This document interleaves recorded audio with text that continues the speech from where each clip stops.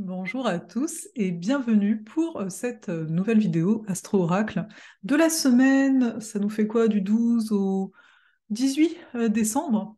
On avance bien, je trouve, dans ce mois. Ça va vraiment de plus en plus vite même. Et je ne sais pas comment vous avez vécu, ça m'intéresserait de le savoir en commentaire, la pleine lune de la semaine dernière. Mais je trouvais que c'était une pleine lune qui a remis beaucoup de choses à sa place. On a pu très fortement ressentir le travail de Mars rétrograde en Gémeaux, notamment parce qu'il y a eu l'opposition, hein. On est vraiment au milieu du cycle de Mars rétrograde avec le Soleil qui s'est opposé ici à Mars.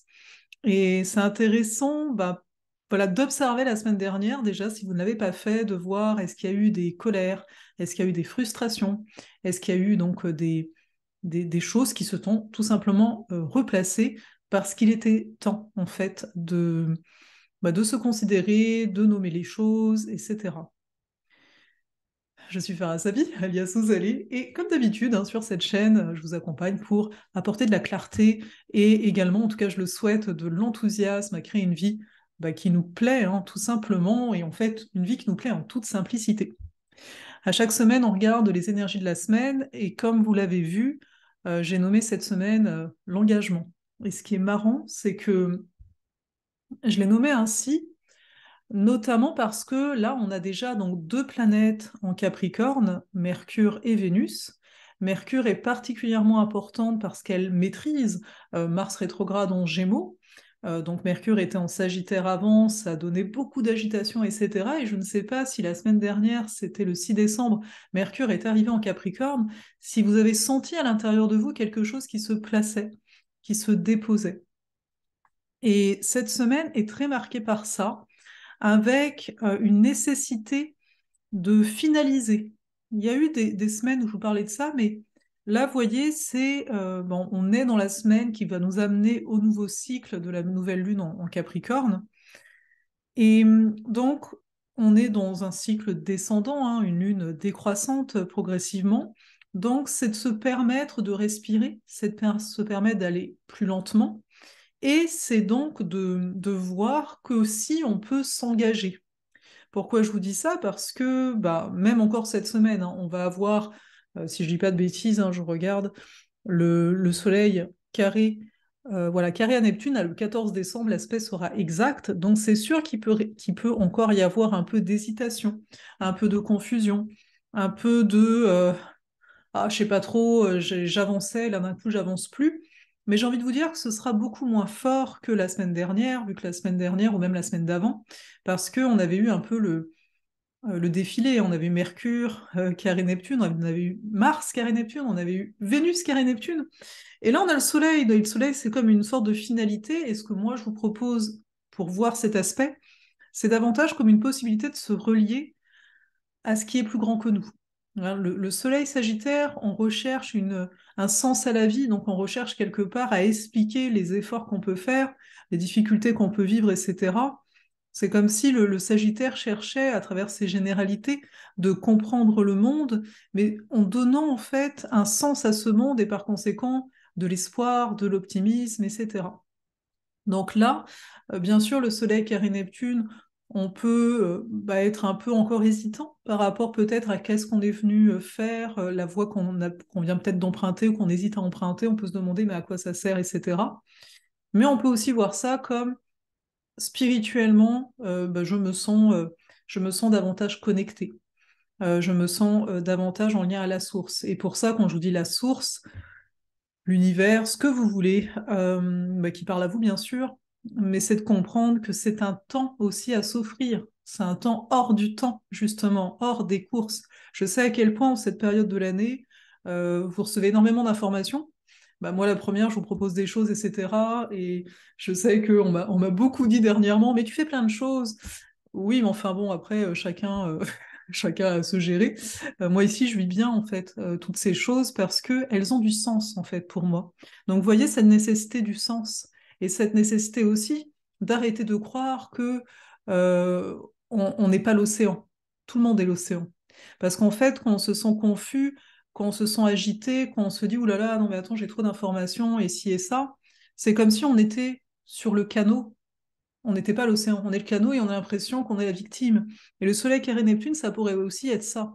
Et donc, j'ai appelé cette vidéo s'engager, parce que c'est s'engager envers soi, c'est s'engager par rapport aux principes qui nous parlent, qui nous plaisent, avec le côté capricornien. Il y a quelque chose, on cherche des règles en fait, de nouvelles règles qui peuvent nous tenir justement. Et moi, ce que je vous propose là, c'est de se dire, ouvrez-vous grand, hein. Il y a quand même de ça, on a toujours Jupiter en poisson, profitons-en encore un petit peu.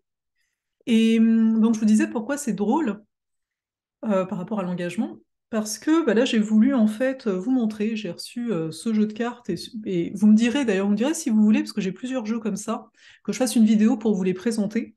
Et j'ai reçu des éditions Larousse, l'Oracle Astral Manga. Bon, ça plaira peut-être pas à tout le monde, moi j'adore ce genre de dessin en général, c'est pour ça il me tenait à cœur.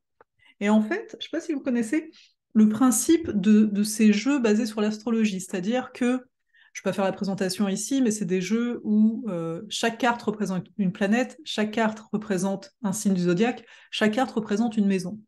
Et on peut faire des tirages, et notamment là j'ai fait un tirage simple, à savoir j'ai tiré la maison, le signe et le soleil. Et le soleil, bah, c'est le soleil et une planète pour cette semaine. Voilà, j'avais envie de le tester comme ça.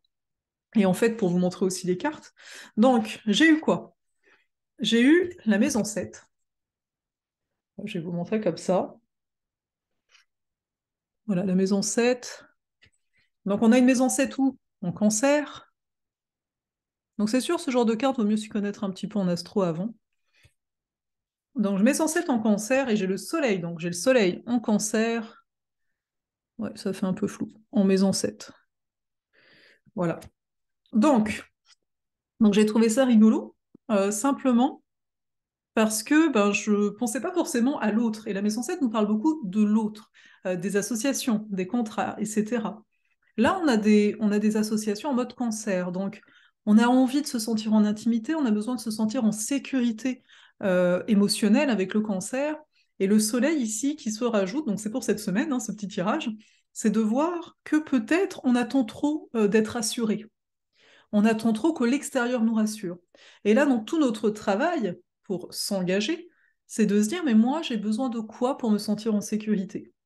Et rappelez-vous, ça je me le dis, c'est une chose que je me répète assez souvent, quand on parle de notre besoin, l'autre l'entend, peu importe c'est qui l'autre ici, mais l'autre n'a aucun devoir de répondre positivement à ce besoin.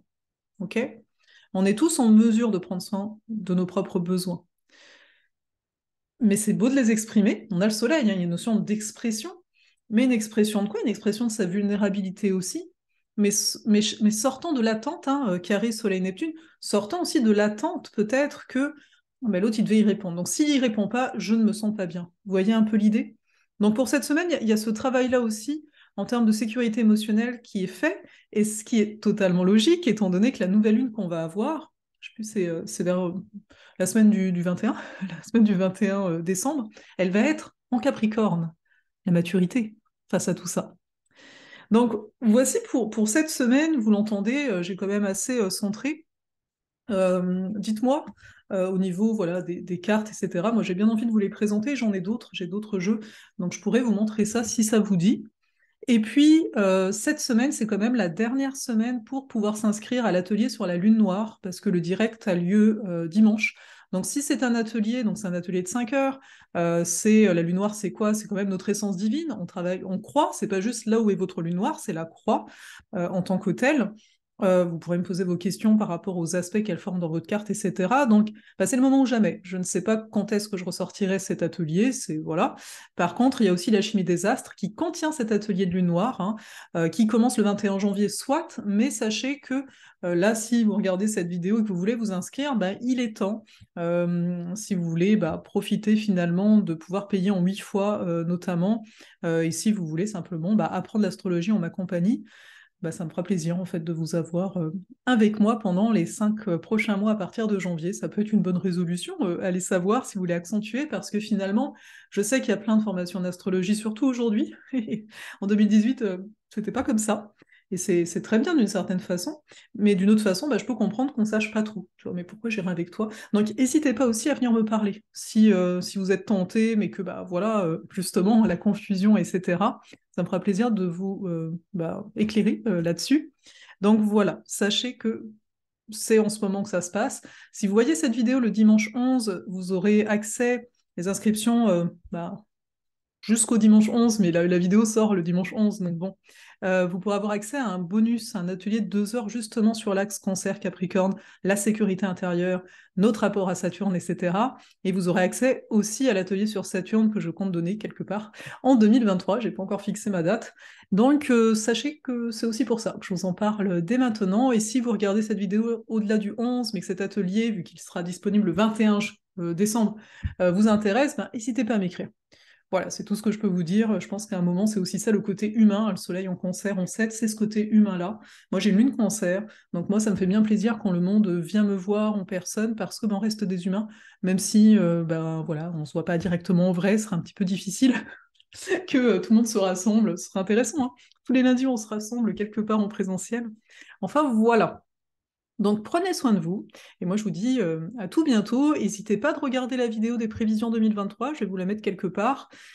Et puis je pense qu'on est bien. Voilà, allez, prenez soin de vous encore une fois.